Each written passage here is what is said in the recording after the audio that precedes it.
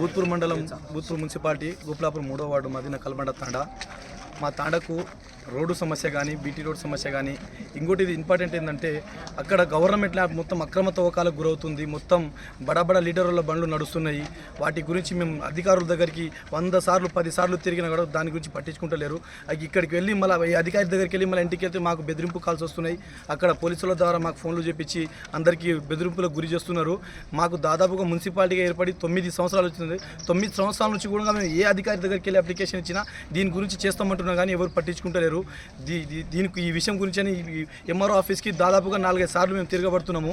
ఇంతకు ముందున్న ఎంఆర్ఓ ఆఫీస్కి కూడా ఇంతకుముందు 2-3 సార్లు 4-5 సార్లు లేఖలు ఇచ్చినా కూడా దాని మీద ఎటువంటి యాక్షన్ తీసుకుంటలేరు.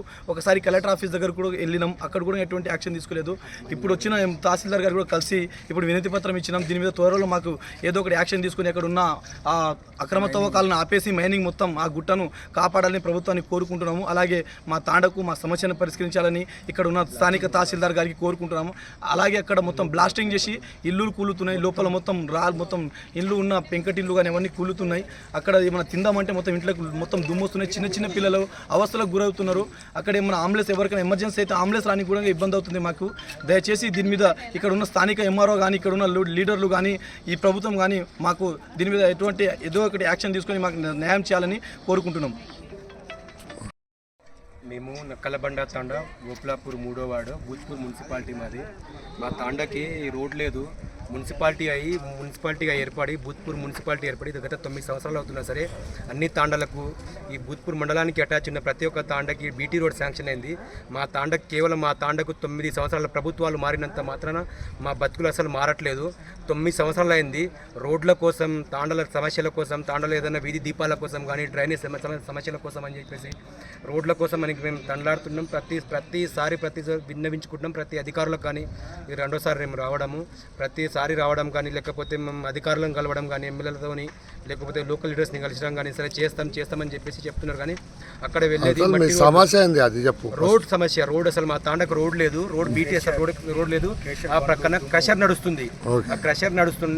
ఆ క్రషర్ వల్ల మా తాండకు రోడ్ రావడం లేదు.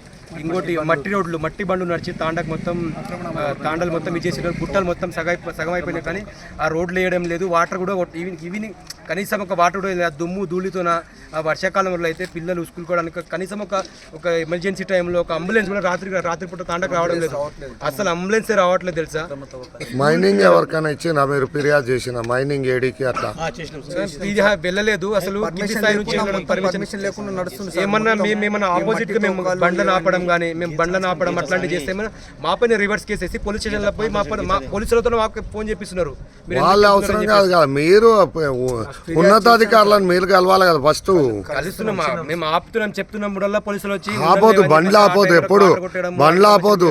టెక్నికల్ గా మీరు బండ్లు ఆపకూడదు.